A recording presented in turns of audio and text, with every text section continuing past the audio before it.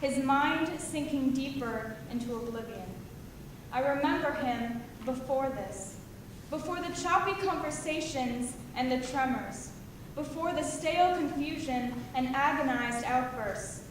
I remember him when he was himself, not what this disease has made out of him. I remember him before his own will was stolen, before the very essence that made up his soul shattered slowly before us. I remember the way he used to tend to my scraped knees and mend my bloody elbows, bandaged by the same hands that were praised for their work at the hospital. The same hands which now shake manically as he winces in pain, cringing each time we attempt to position him more comfortably in his bed. I remember the hugs. I remember the tractor rides. I remember the winks. I remember the smiles. That same warm smile that is chiseled on his cheeks as he asks me my name.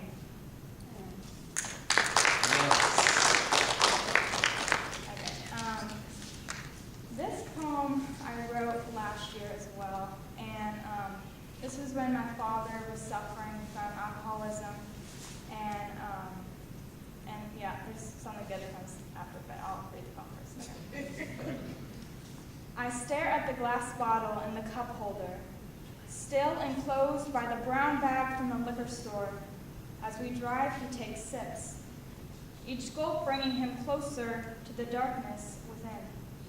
He munches on pork rinds from a cradle bag he cradles at his side. One hand stays on the wheel, keeping us on the road. He is angry, exasperated by some trite matter, muttering expletives under his breath toward the drivers around us. His upper lip curls, his jaw sets. He is angry. He struggles to balance the rank bag on the center console, and suddenly, exhausted by his efforts, he tosses it to the back seat, to my brother, who picks at whatever remains, learning to mimic the behaviors of a man.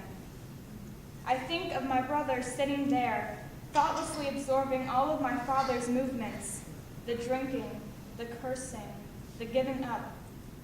And as most young sons travel the footsteps of their fathers, I pray that my brother does not follow his. Not to be depressing or anything, but this recent New Year's Eve, my father actually, God put in his heart, so he made a resolution that he's no longer going to take another bottle of beer.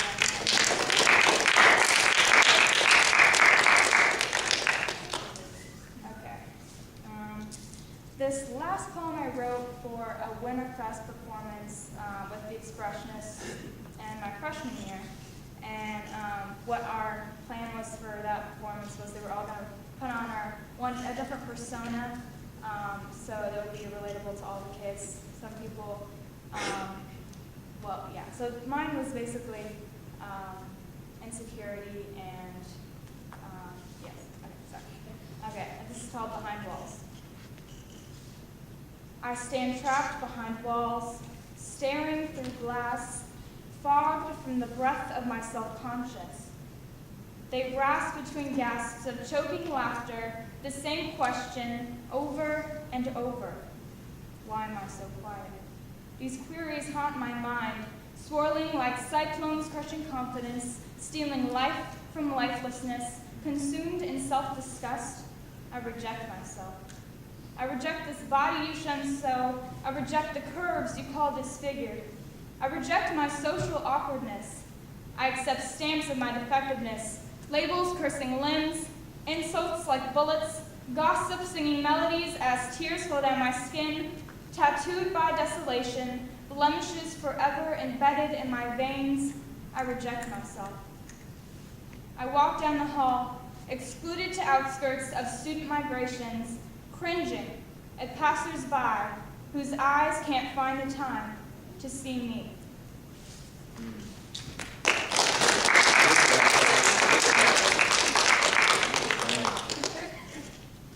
So I asked the poets to just perform 3 pieces, even though we required for them to submit 5, because I wasn't sure about how much time we would have. I wanted to make sure we had enough time. Since we do have enough time, I'd like for them to come back up and perform a couple more pieces. It's completely up to them. But I'd also invite Octavia but I'm going to, because you know I have to be performing. I'm going to try and perform a piece. Now, you know, part of me said, you know, I'll take off my shoes and get comfortable.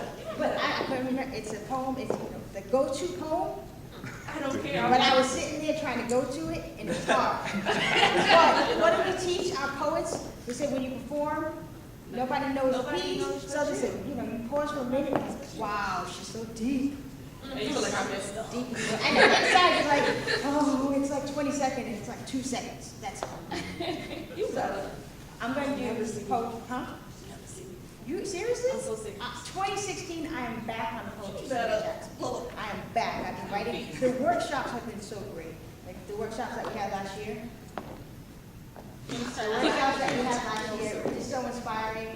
The way that they were put together, and then of course the kids. When the kids are just sitting there and they're writing and they're performing their poetry, it just inspires you. And says, you know what? I've got to get back into writing. So I wrote after the workshop. I wrote probably about 4 pieces, but I haven't memorized them. I memorized one, but then I lost it because I memorized for a couple of weeks, and then I stopped performing. And then when you stop performing it, you lose it. But this one, I've been performing this for years. So let's see if I can perform it. But it's called Poetry Is. So if I feel the spirit, I might perform another one. But, hey, I'm only performing because I got to show you guys that I have credibility that I am a poet. Sometimes last year in the workshop, they're like, you're a poet? Really? But it's my own fault because I haven't performed my pieces, and that, you know, the ego perked up a little, and I'm going to perform my piece. This is Poetry Is. And this stemmed from, let's say, conversations. They were arguments in ciphers where we had poets say, well, poetry is this and poetry is that. So you had some poetry, you could tell that they were inspired from hip hop. That's what got me into poetry, especially the spoken word scene. I always written poetry, but it's very traditional when I was in school. When I came to Jacksonville, the spoken word scene was very vibrant, and I was someone who loved hip hop. So a lot of my earlier poems, you could tell the influence. It's very visible. We had this conversation like, this is poetry, or you have people who were traditional poets, and they didn't want to show the respect to spoken word, and they didn't want to show the respect to hip hop. All of them. They're all artists. You know, you learn and you grow with each other. And this poem comes from those conversations, those arguments, and just showing that everyone brings something to the table. So everyone's like a spoke in the wheel. Everyone brings something to the table. So you may not like it, but there's somebody else over here who's inspired by that piece or that experience with you, and now they write something else. We're all different. So here it is. It's Poetry Is. When this decade is ended, and poetry is on the verge of extinction because the Jacksonville Renaissance has come to an end, and they ask you, what is poetry? What would you say? Will you say that poetry is the life notes encrypted on the palms of the village storyteller, reciting history while rubbing your hands together, and then clapping on paper to write a new chapter? You see, poetry is an avoided art form, yet she gave birth to $1 billion industry, so give her credit because it's due. She gave birth to rap music lyrically. Every 10 years or cyclic trend, she is aborted. Her womb is scarred, then healed, rather supported by the overworked and underpaid poet. It is the memory base that remembers that the millennium was not the birth of greatness. It represented a cylinder, a mere speck, a quiet wind in the depth of ancestral breath, breathing in 2 motions. Inhale, exhale.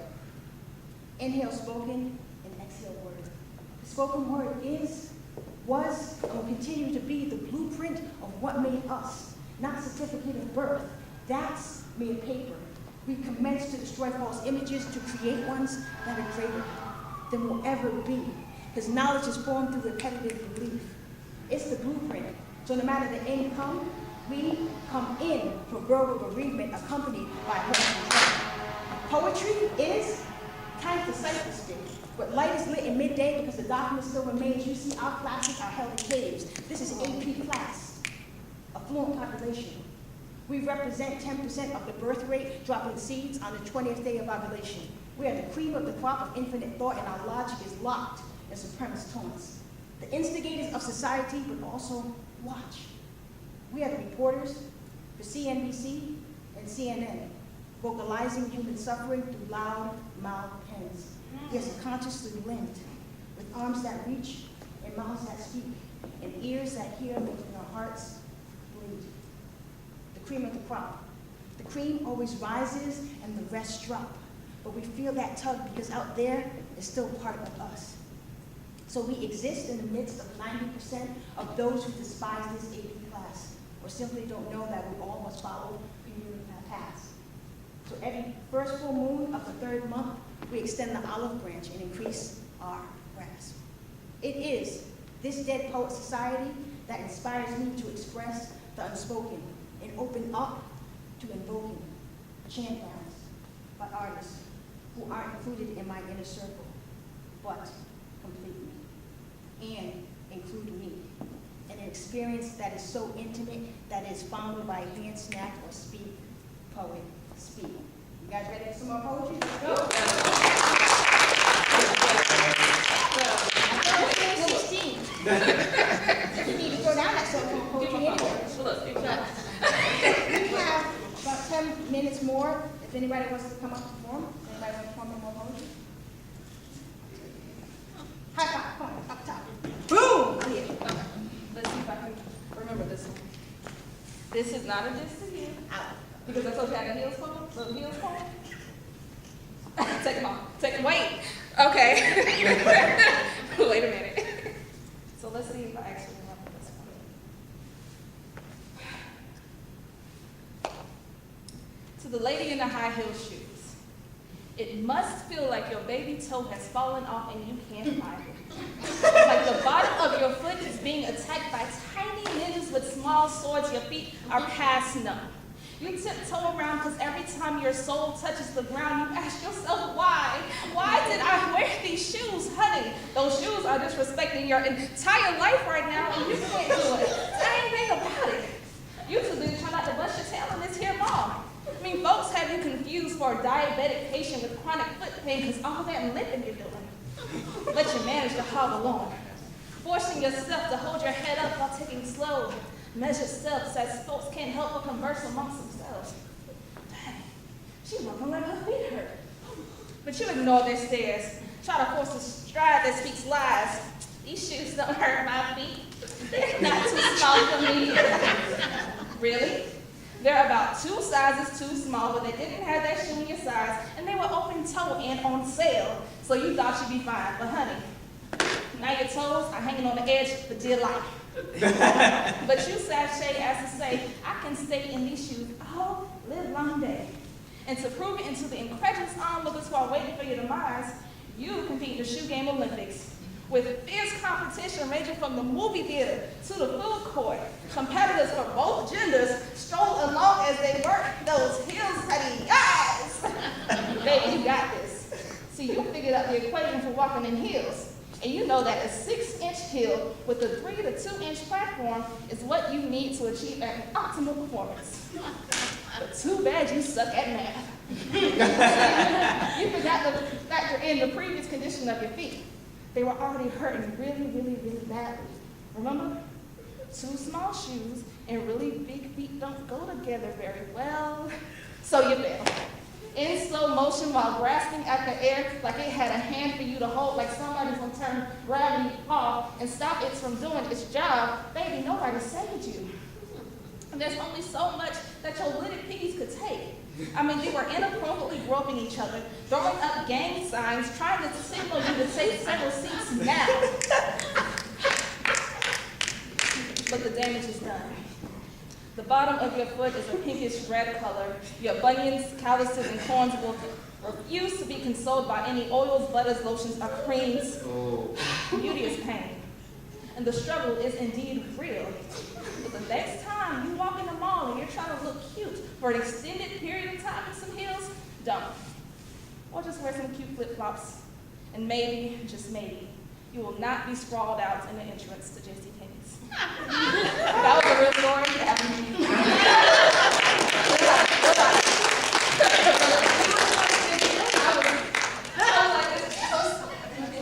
Nobody said anything. Need me, I can run. You would not do it. Don't do it. So we have a couple minutes. Does anybody want to perform one more piece? Of course, the right. I said 3 poems. The right said, yeah, I'll be there with 5. One more piece? Okay, and then we'll announce the winner. All right. So let's do Speak Poet Speak on 3. 1, 2, 3. Speak, poet, speak. Don't worry. I love that.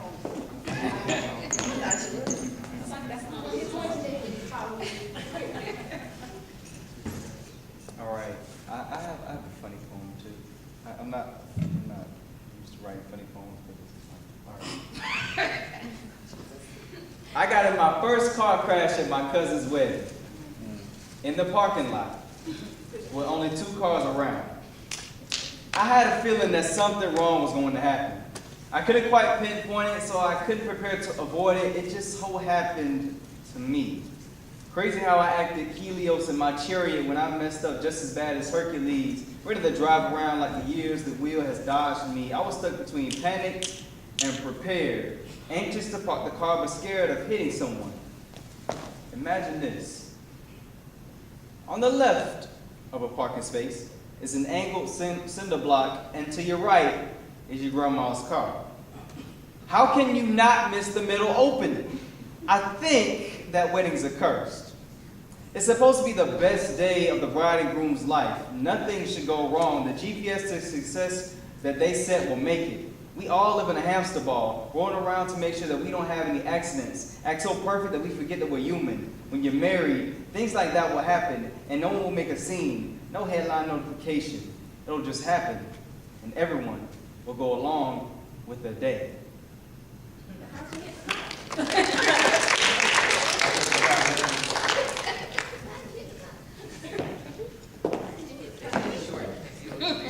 No, I can still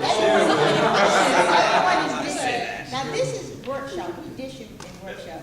I was 15, and there were 2 summers in a row where I spent at my grandma's house. For good reason. It's like you gotta go away for a little while. So it's like, you get to the age where you just don't know when to shut up, right? You just everything is, I'm gonna test you, and in order for your parents to have a little bit of sanity and not go to jail, like just go to Massachusetts for the summer. And I remember going to the supermarket with my uncle. Uncle not paying attention, hit somebody. It was just, a little ding. He said, let's not even call into the insurance. He said, follow me. He said, Tonya will drive my car. And he assumed I knew how to drive. I hit something. And I didn't have enough sense to say I didn't. I said, you know what? When I was a kid, my dad would let me drive. So I got in there, I was like, oh, that is the accelerator. So, I left this up here to remind me to talk to you all about this. Caitlin's in here, Neil's in this. This is the chapbook. We're going to give each of the 3 finalists one of the chapbooks and one of our t-shirts as well. So the winner is going to win a publishing deal. So you're going to spend the year putting together the manuscript. So it'll be between 30 to 45 poems at no charge. So it's going to be a real book. The winner will get 10 to 15 copies, so they would get their friends and family. And you'll spend the year putting together that manuscript. Pair them with a mentor, and also throughout the year, they'll go to library events, various city events as well, to represent the city of Jacksonville and be first Youth Poet Laureate. This is a chapbook. It was the first chapbook that we put together for the organization. Years ago, I helped the Bridge of Northeast Florida put together a chapbook, but this was our very own. So I told you about the poetry workshops that we have every Saturday, and we won't have it again for the first. It won't start up again until February. We'll have it every Saturday. But every workshop has a theme, and you walk out with a product. So it may not be a finished poem, but you have something to work toward, and then you come back to the next workshop. So we ask the students at the end of the year to submit some poems. So you can submit 10, and we'll go through the poems and decide which poems are going into the chapbook. We used this chapbook as a fundraiser in 2015 to go to Radio Voices. If you've ever been an artist and you've never had your poetry in a chapbook or anything like that, it's a great experience. When I was a traveling poet, I had a chapbook, and just to see your words on the page is great, but then to see how other people react, it's great. It's very endearing. So this is one of the products that we'll create this year. We may just keep the same name, My Life in Rhymes. Not all poetry rhymes. You heard that. The poem that I recited, it did rhyme. That was early on when it was very much so. It was evident that there was the influence of hip hop. And then eventually then I go back every so often because the artist, I have that right. I can do what I want. staff will go give it to each of the finalists. So I want to talk about the process. The process of choosing the poet was very tough. That's why we chose 3 finalists, to show you how difficult the decision was. Easily, Dwight put one, easily Patricia put one, easily Star put one. You agree? Very talented young men and women. So we wanted to spotlight their talent just to show you the level and depth of talent that we have. So we sat down and went through all the poems and we chose the poet. So I will let you know that this year we chose the first Jacksonville poet laureate, Tristan Newtown.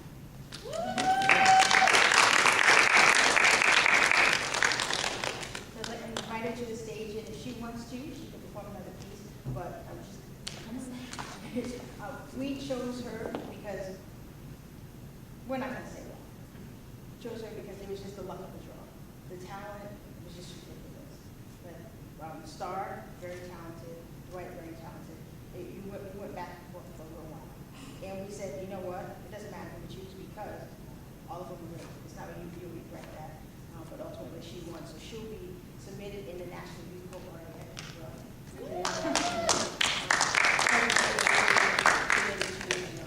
They'll be submitted in the month of August. So we'll start working on that book soon. So congratulations. This will conclude this portion, unless you want to perform that piece. See? You can practice out there. No? Okay, this will conclude this portion. What we're going to do now is we're going to head out there and we're going to have some cake and we're going to get it all sugared up and light it. Get all sugared up with some water. And if you have any questions, definitely ask at the card. And then I'll get there so I can see their books as well. Let me know that these are all the poets from the poets that were part of our system as well as King. I would love to get a picture of Star with Dwight. Dwight. First, I would like to get a picture of all three of them, and then by myself, and then Star.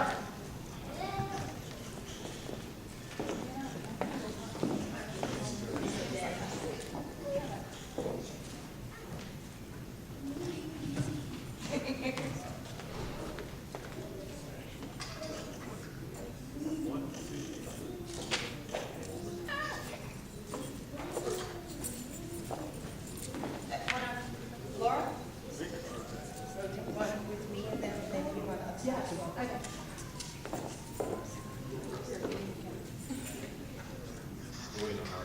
No, you take this and then we'll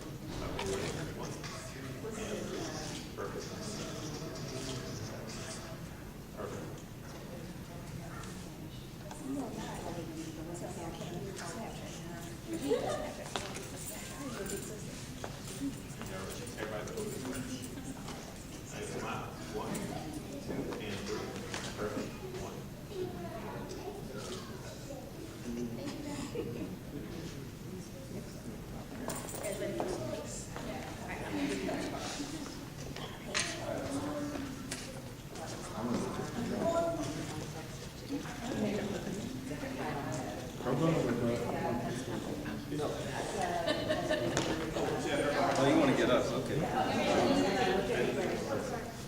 Oh, it's on me too. I'm so over this. I don't know.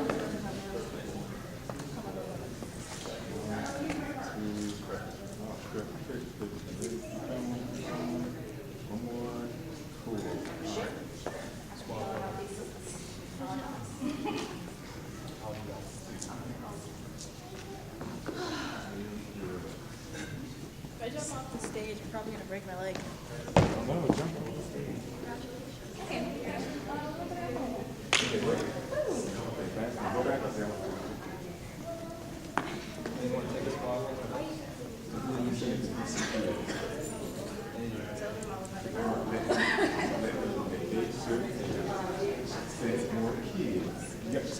Young people.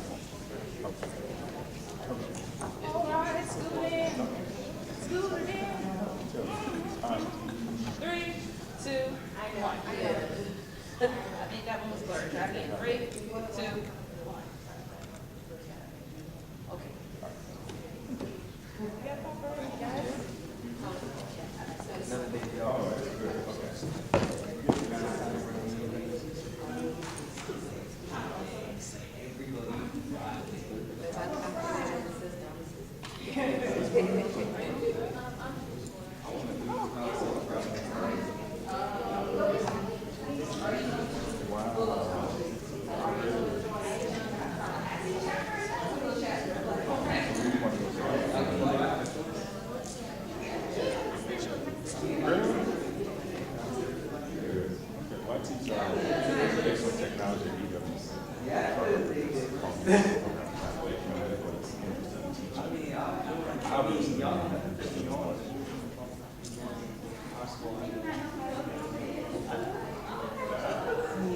try it.